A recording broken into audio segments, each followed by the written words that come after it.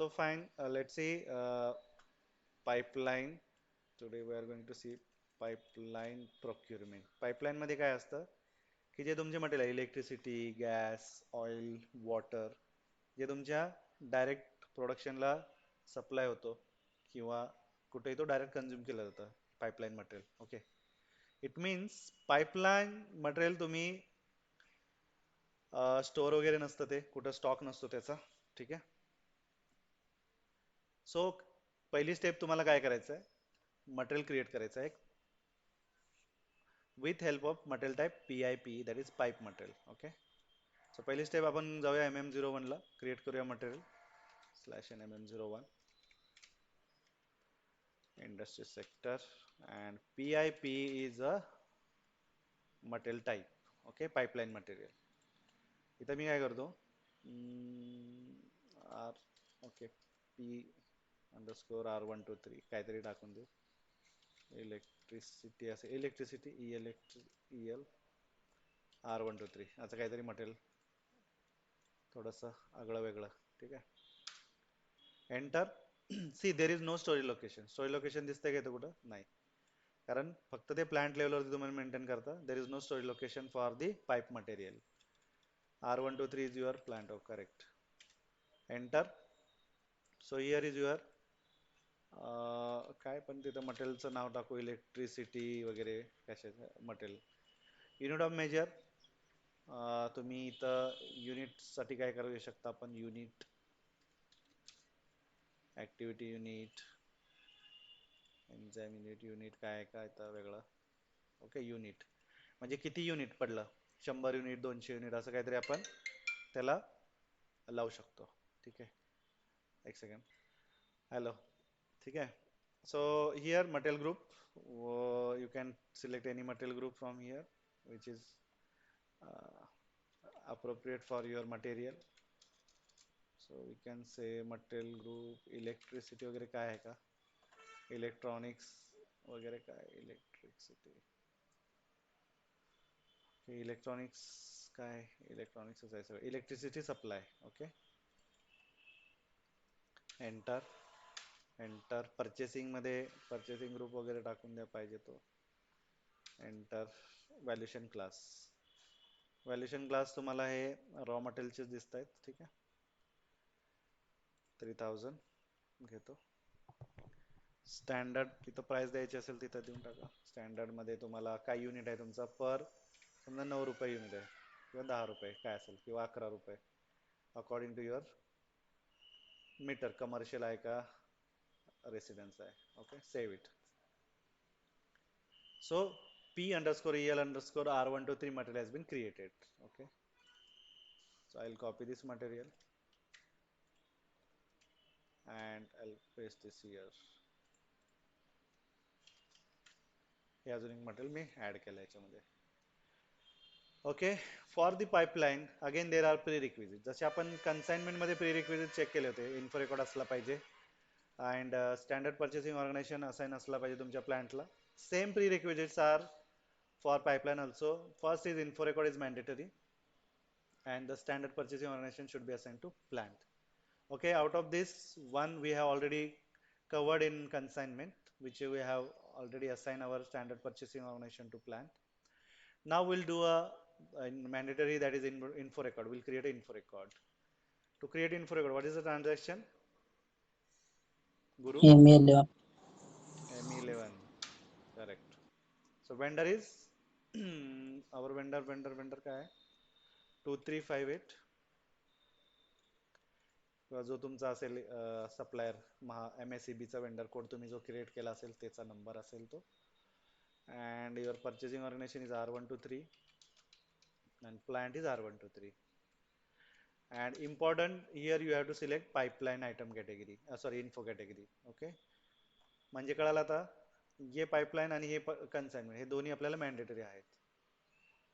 Enter आणि save. Save नाही आपल्याला आधी हे करायला लागेल ना. Plan delivery time. Okay, net price काय 9 रुपये per unit. Okay, tax code टाकणं गरजेचं आहे, महत्वाचं आहे. जर टॅक्स कोड नाही टाकला तर तुम्हाला पुढे प्रॉब्लेम. समजा इथे आपण टॅक्स कोड मिस करूया. ठीक आहे, लेट्स सी कुठे एरर येतोय.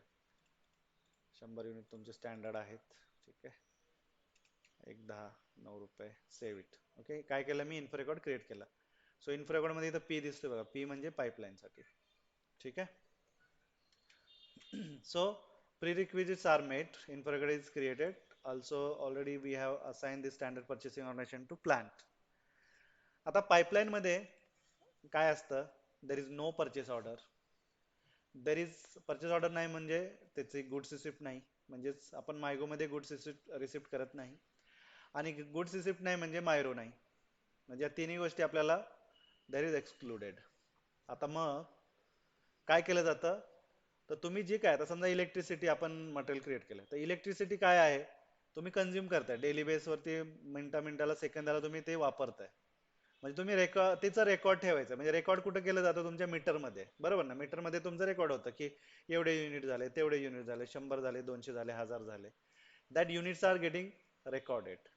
ओके, ते रेकॉर्डेड कन्झम्पशन जे तुमचं असेल ते तुम्हाला काय करायचं आहे, देर इज अ मुवमेंट करायचे तुम्हाला. मायगो करायचं आहे, परंतु त्याच्यामध्ये काय करायचं, गुड्स इश्यू करायचं आहे तुम्हाला. ओके, सो तुम्हाला रेकॉर्ड कन्झम्पशन करायचं इन मायगो. मायगो मध्ये काय करायचं, गुड्स इश्यू करून तुमचं जे रेकॉर्ड झालेलं असेल, मीटरमध्ये तुमचं जे रिडिंग असेल ते तुम्हाला कन्झम्पशन म्हणून दाखवायचं आहे. ठीक आहे. So the movement will be 201P. काल जे आपण बघितले 201K, के फॉर कन्साइनमेंट. आता 201 मुवमेंट आणि P म्हणजे pipeline. So let's go for the MIGO. Let's go to MIGO, MIGO. But here there is no goods receipt. Instead that there will be a goods issue against your other टाका इथं. आणि इथं तुम्हाला करायचं आहे 201P. Consumption for cost centers from pipeline 201P. बघा इथं automatic P पण आला इथं. Enter. Fine. Now here use material. Material इथं टाकून द्या तुमचं जे तुम्ही क्रिएट केलंय ते, ज्याच्या अगेन्स्ट तुम्हाला ते कन्झम्पशन दाखवायचं आहे ते. ओके, इलेक्ट्रिसिटी ही तुमची मटेरियल आहे. Item okay. क्वांटिटी किती, आता क्वांटिटी काय असणार तुमची, ती तुम्हाला तुम्ही जेवढी पाहिजे तेवढी टाकू शकता. इथं समजा 800 युनिट किंवा 500 युनिट वापरले, 500 युनिट वापरलेले आहेत. वेअर इथं फक्त प्लांट आहे, स्टोरेज लोकेशन वगैरे काय नाही. कुठला प्लांट मध्ये वापरलाय, R123. ओके, पार्टनर कुठल्या वेंडर साठी आहे ते तुम्ही टाकायचं ते टाकू शकता. 2358. Okay, and here account assignment means GL account and cost center are mandatory. Cost center is mandatory. R123 is cost center. GL account पण टाकू द्या इथं वाटल्यास. Check. So everything is okay. कारण हे काय होणार आहे, कन्झम्पशन आहे, डायरेक्ट कन्झम्पशन दाखवायचं. कशाच्या अगेन्स्ट, कॉस्ट सेंटरच्या अगेन्स्ट दाखवायचं. परचेस दाखवा किंवा कंपनीच्या कॉस्ट सेंटरच्या अगेन्स्ट दाखवा, तर ते दाखवणं गरजेचं आहे. ठीक आहे, चेक आणि पोस्ट. तो 201P आपण मायगो मध्ये अशा पद्धतीने वापरला गुड्स इश्यू करून. तसंच काल आपण बघितलं होतं ते MB1A ट्रान्झॅक्शन, ते सुद्धा आपण करून बघूया वाटल्यास. MB1A मध्ये कसं वापरलं जातं. MB1A is a goods issue transaction. Again हे काल बघितलेलं ते आहे. ठीक आहे ना. Transaction MB1A is absolute. आता हे कुठं अब्सोल्यूट आहे, S4HANA मध्ये अब्सोल्यूट आहे. तिथं इथं दाखवतं ऍक्च्युली, पण तसं नाही. इथं 201 स्पेशल स्टॉक काय आहे तुमचा, P. सो म्हणजे 201P, तो तुम्हाला इथं सिलेक्ट करायचा आहे. P फॉर प्लांट, सोय लोकेशन 1000. एंटर. कॉस्ट सेंटर दे R123, वेंडर आपला 2358. ओके, आणि मटेरियल आहे तुमचं ते. ओके, हे मटेरियल आहे. ठीक आहे, आपलं क्वांटिटी अशा पद्धतीने इथून सुद्धा तुम्ही काय करू शकता, गुड्स इश्यू करू शकता. म्हणजे मायगो मध्ये मी करून दाखवलं ती वेगळी पद्धत झाली, आणि MB1A मध्ये ही अशी पद्धत आहे. ठीक आहे, save it. So again one more document is posted. म्हणजे 500-500च्या 2 एंट्री झाल्या तुमच्या. ठीक आहे ना. So once you issue that goods, you record the consumptions. There are 2 documents.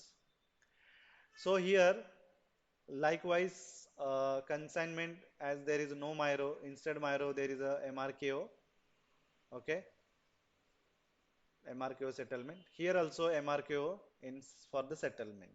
म्हणजे जे कन्झम्पशन झालेलं आहे, जे तुम्ही ME 201P या मुवमेंटने तुम्ही जे कन्झम्पशन दाखवलेलं आहे, ते कन्झम्पशनला आता तुम्हाला पेमेंट करायचं आहे, तर त्याच्यासाठी ट्रान्झॅक्शन आहे MRKO, जे काल बघितलं. ठीक आहे, again will see tomorrow today MRKO.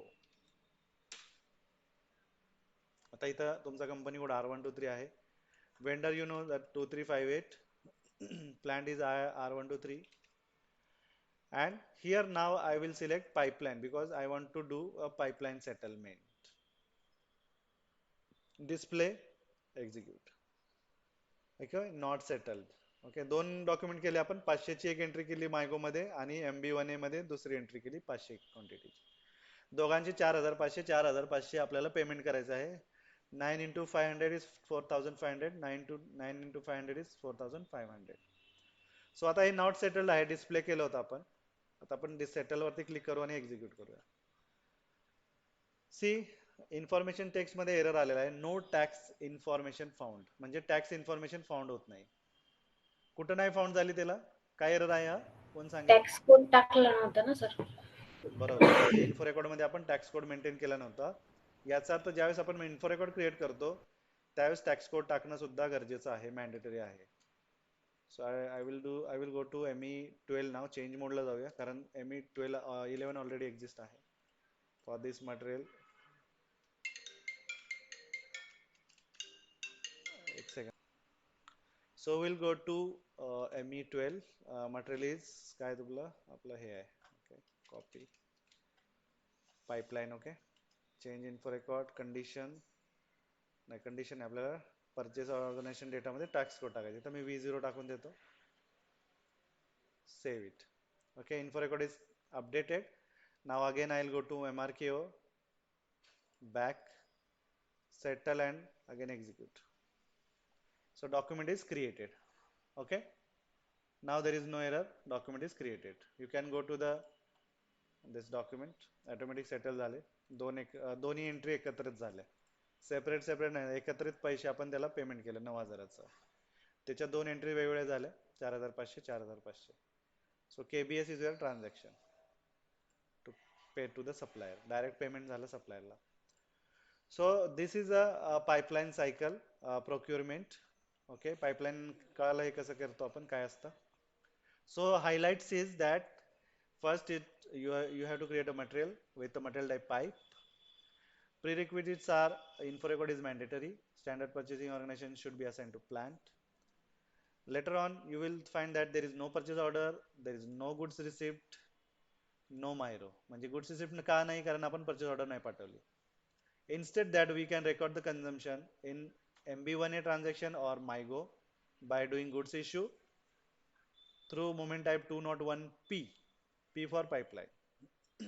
And whatever you have showed the consumption, you have to pay into MRKO transaction to the settlement for the pipeline, and then payment will be done for this to the supplier by the finance team. Okay.